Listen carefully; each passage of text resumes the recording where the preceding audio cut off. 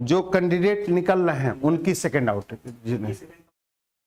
सब मिलेगा जिसको, तब ना भाई, जिसको हम निकाल रहे हैं उसका दूसरा आउट कोई जरूरी,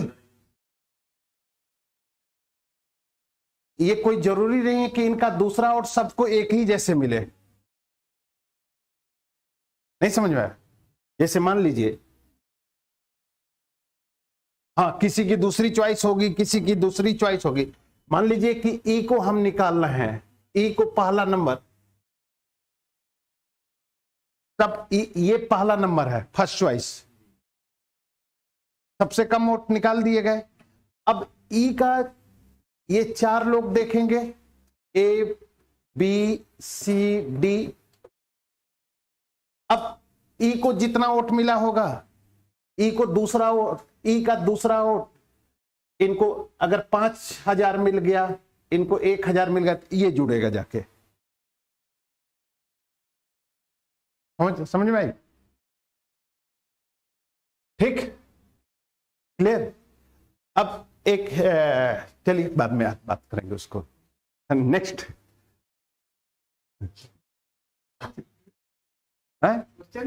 क्वेश्चन है, नहीं क्वेश्चन समझ लीजिए। अब आ गया बात तो, पार्लियामेंट एक क्वेश्चन, हाइपोथेटिकल क्वेश्चन है, समझिएगा। लेजिस्लेटिव प्रोसेस है, legislative process, bill L/U, U/L plus P, यही है। L का मतलब लोअर हाउस, U का मतलब अपर हाउस। लोअर हाउस का मतलब लोकसभा, अपर हाउस का मतलब राज्यसभा या उच्च सदन। ठीक, अब हाइपोथेटिकल क्वेश्चन इसलिए ये बन रहा है कि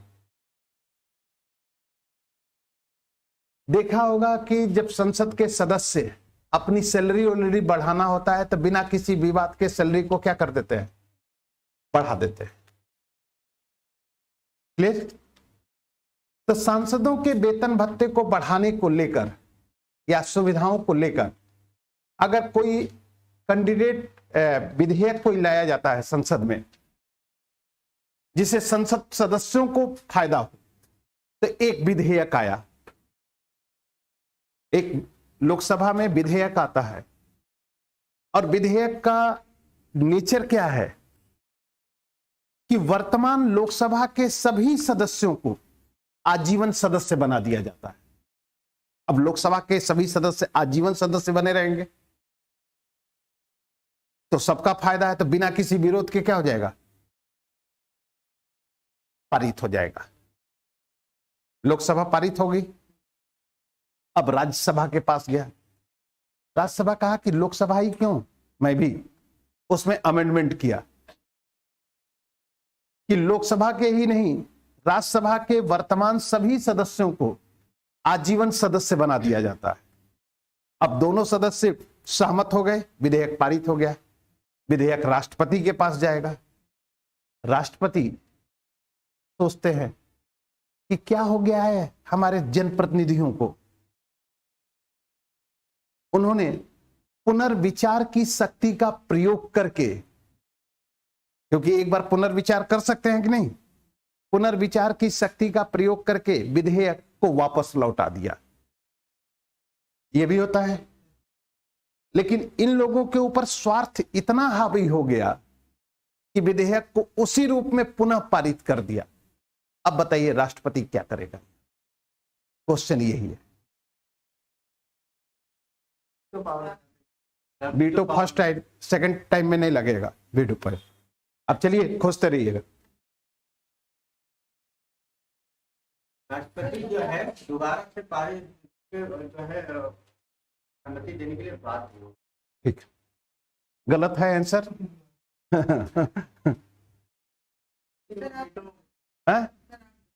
यार मैं सब बताऊंगा,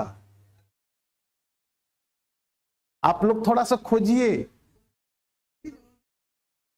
आगे चलते हैं। आर्टिकल 61 लिखिए, छोड़िए।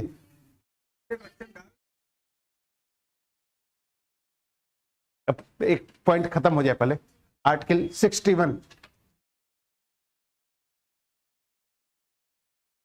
राष्ट्रपति पर महाभियोग।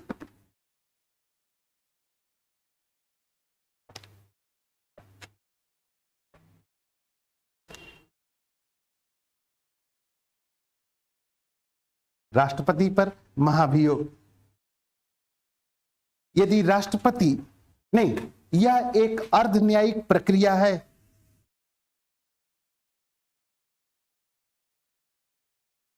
यह एक अर्ध न्यायिक प्रक्रिया है, ठीक। आगे, यदि राष्ट्रपति, सुन लेना, एक मिनट, अर्ध न्यायिक प्रक्रिया, अर्ध न्यायिक प्रक्रिया, प्रक्रिया को इंग्लिश में कहा जाता है क्वासी जुडिशियल प्रोसेस, और हिंदी में डीडी बसु लिखे हैं न्यायिक कल्प।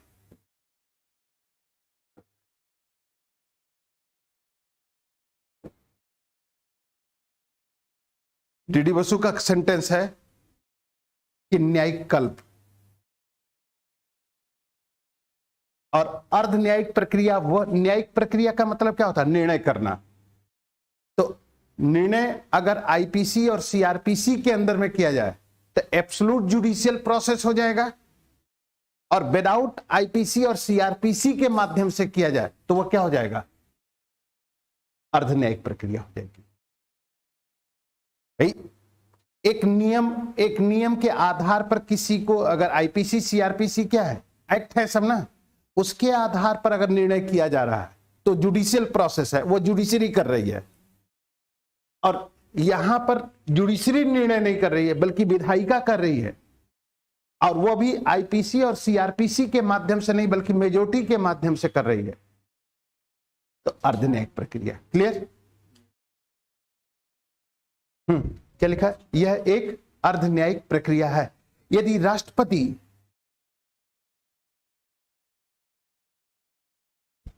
कोई असंवैधानिक कार्य करे,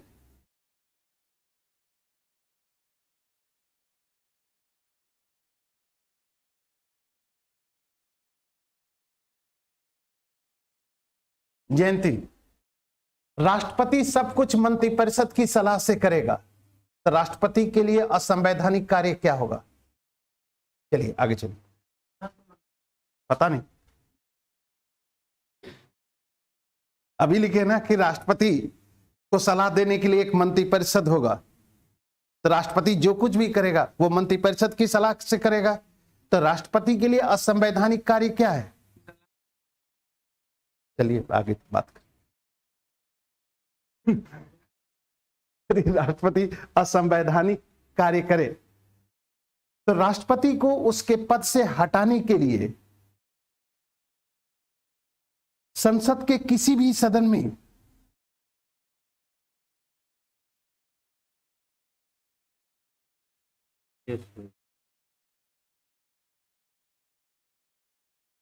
किसी भी सदन में महाभियोग की प्रक्रिया को लाया जा सकता है।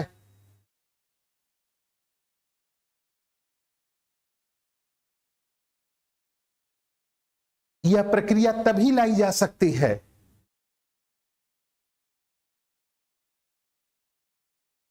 जब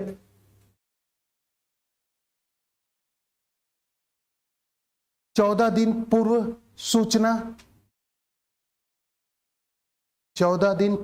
सूचना और सदन के कम से कम 1/4 सदस्यों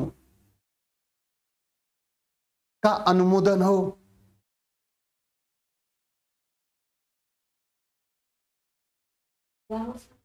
अनुमोदन हो, तत्पश्चात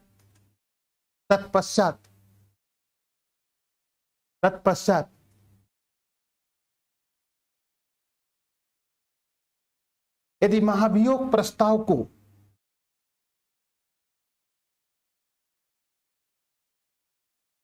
2/3 बहुमत से पारित कर दिया जाए तो राष्ट्रपति का पद रिक्त हो जाएगा।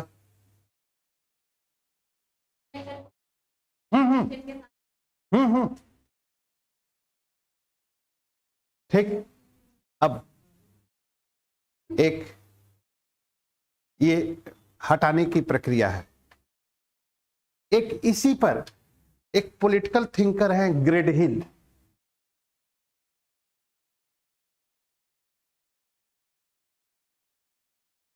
ग्रेडहिल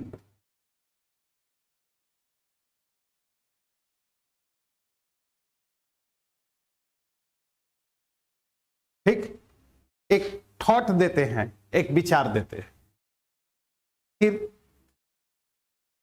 कि भारत का संविधान राष्ट्रपति को जो शक्तियां दिया है, अगर राष्ट्रपति उन शक्तियों का प्रयोग करना शुरू कर दे तो नाम मात्र के कार्यपालिका के जगह पर वास्तविक कार्यपालिका हो जाएगी। ठीक है, ये एक कहानी है जो बाद में हम जिक्र करेंगे। ठीक, नेक्स्ट, राष्ट्रपति की कार्य एवं शक्तियां।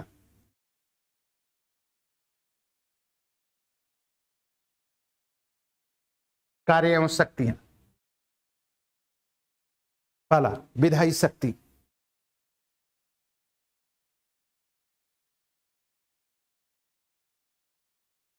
विधायी शक्ति इसमें लिखना।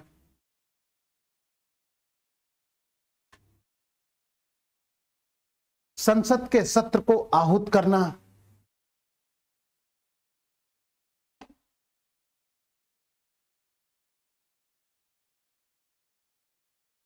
भगवान को क्या देता है? आहुति। तो आहुति का मतलब क्या होता है? बुलाना। आहूत मीन्स बुलाना, यानी संसद के सत्र को बुलाया जाना।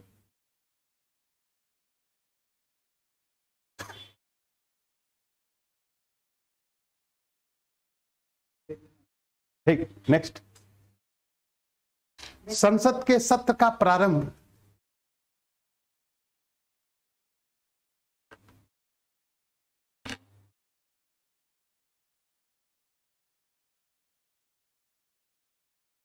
राष्ट्रपति के अभिभाषण से होगा।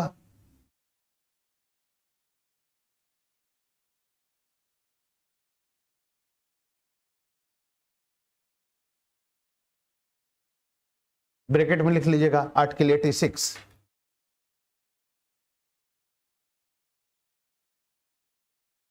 और इसी के आगे लिख लीजिए विशेष अभिभाषण।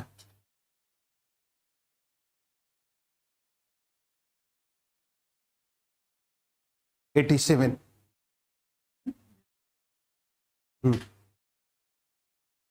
अब सुनो, विशेष अभिभाषण क्या होता है और विशेष अभिभाषण क्या होता है?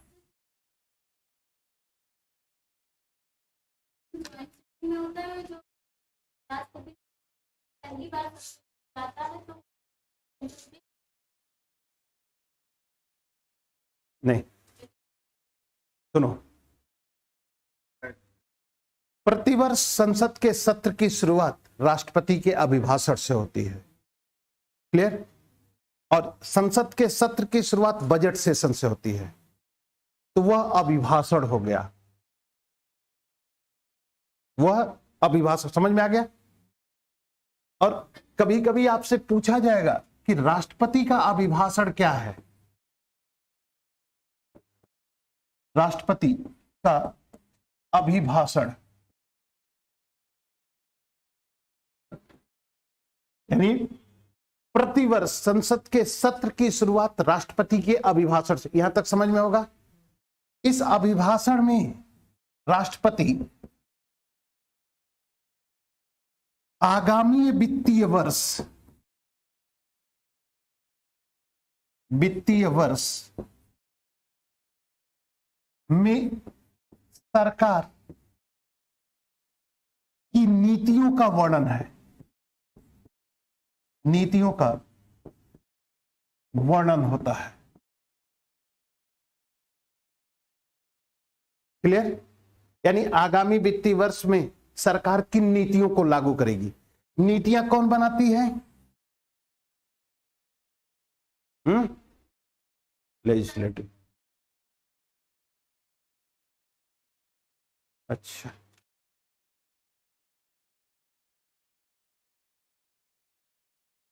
मन इतना गुस्से में आया है इस बार।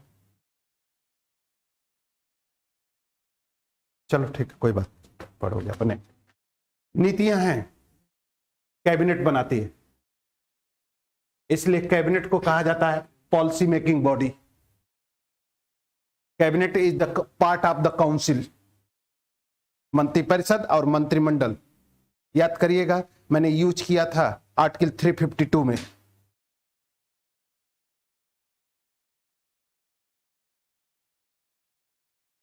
समझ रहे हैं? इसलिए कभी अगर पूछ दे कि राष्ट्रपति जो अभिभाषण देता है, उस अभिभाषण का निर्माण कौन करता है, बनाता कौन है, तो सीधे लिखिए मंत्रिमंडल। ठीक, क्लियर? अरे बोलो ना भाई। ठीक, इसीलिए कैबिनेट जो मंत्रिमंडल है उसे पॉलिसी मेकिंग बॉडी भी कही जाती है।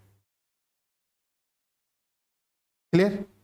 विशेष अभिभाषण होता है चुनाव के पश्चात, जब संसद का पहला सत्र होगा, वह सत्र की शुरुआत भी राष्ट्रपति के अभिभाषण से होगी। नहीं समझ में आया? मान लो जुलाई में इलेक्शन हो गया, अगस्त में पार्लियामेंट का सेशन शुरू होगा, तो सेशन की शुरुआत राष्ट्रपति के इलेक्शन अभिभाषण से होगा। ये स्पेशल एड्रेस हो गया। चुनाव होंगे उस साल जो है, जो अभिभाषण होगा वो चुनाव के पश्चात। हाँ, विशेष अभिभाषण। हाँ, पहला ही वह प्रतिवर्ष होता है। हाँ, जो बजट सेशन के पहले होता है। ठीक, दोनों अभिभाषण में सरकार की नीतियों का वर्णन होता है। ठीक, चलिए नेक्स्ट पॉइंट।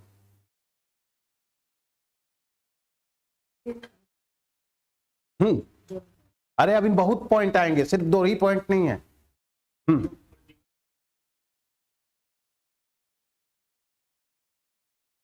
प्रतिवर्ष पहली बैठक बजट सेशन से शुरू होता है ना, और दूसरा जो सेशन वो तो सत्रावसान के बाद का शुरू होता है। नेक्स्ट, लोकसभा को भंग करना। लोकसभा को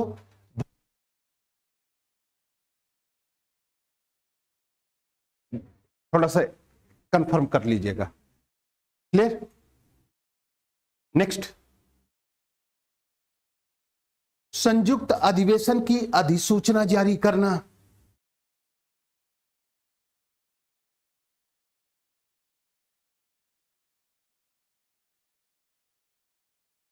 संयुक्त अधिवेशन की अधिसूचना जारी करना।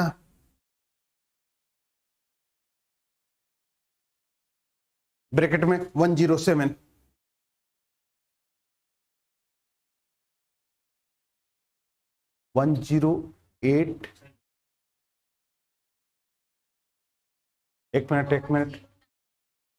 एक मिनट। हाँ, 108। नेक्स्ट, अध्यादेश जारी करना। ब्रैकेट में 123।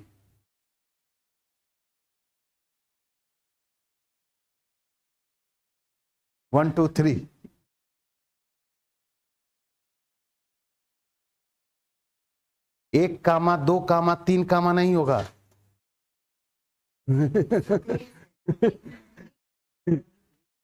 हाँ, 1 2 3। हाँ, ठीक। अब पैराग्राफ चेंज कर लीजिए। इसमें अधिनियम और अध्यादेश में अंतर।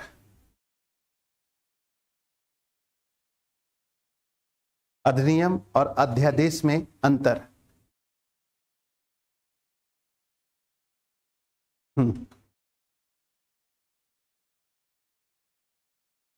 इसमें नहीं, अधिनियम और अध्यादेश दोनों कानून हैं।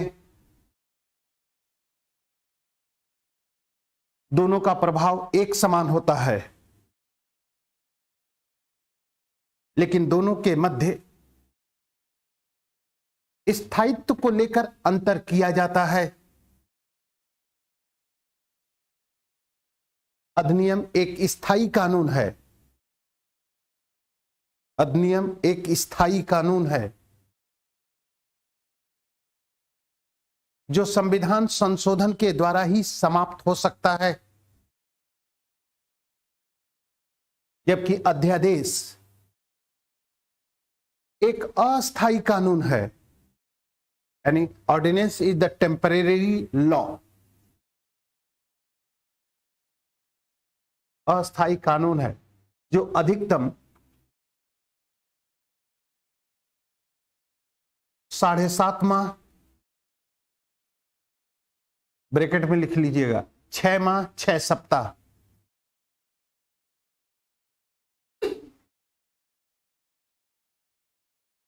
और न्यूनतम 6 सप्ताह तक प्रभावी रह सकता है। 6 सप्ताह तक। अब सुनिए, ऑर्डिनेंस कब जारी किया जाता है? ऑर्डिनेंस तब जारी किया जाता है जब पार्लियामेंट सेशन में ना हो। क्लियर? अध्यादेश तो पार्लियामेंट अगर सेशन में नहीं है और किसी कानून की जरूरत पड़ जा रही है, किसी लॉ की जरूरत पड़ रही है, ठीक, क्योंकि कोई ऐसी समस्या या कोई ऐसी चैलेंजिंग प्रॉब्लम आ गई है सरकार के समक्ष जिसका समाधान करने के लिए किसी लॉ की जरूरत पड़ रही है, अब पार्लियामेंट सेशन में नहीं है। ऐसी स्थिति में प्रेसिडेंट काउंसिल की एडवाइस से ऑर्डिनेंस जारी करेगा 123 को लेकर। ठीक, इस ऑर्डिनेंस का भी जुडिशियल रिव्यू होगा, यह भी ध्यान रखिएगा। यह नहीं है कि इसका जुडिशियल रिव्यू नहीं होगा, इसका भी जुडिशियल रिव्यू होगा। ठीक, अब अगर अध्यादेश जारी होता है, ठीक, तो संसद के 2 सत्रों के बीच मैक्सिमम डिस्टेंस जो होगा वो 6 सप्ताह का होगा, 6 महीने का, तो 6 महीने तक इफेक्टिव रहेगा। लेकिन संविधान का आर्टिकल 123 का 3रा सेक्शन कहता है कि अध्यादेश जारी करने के पश्चात आगामी संसद के सत्र में 6 सप्ताह तक अगर पारित नहीं होता है तो वह स्वतः समाप्त हो जाएगा। तो 6 माह प्लस 6 सप्ताह इक्वल टू 7.5 माह। ठीक है, नेक्स्ट हेडिंग डाल के छोड़ दीजिए, कार्यपालिकीय शक्ति।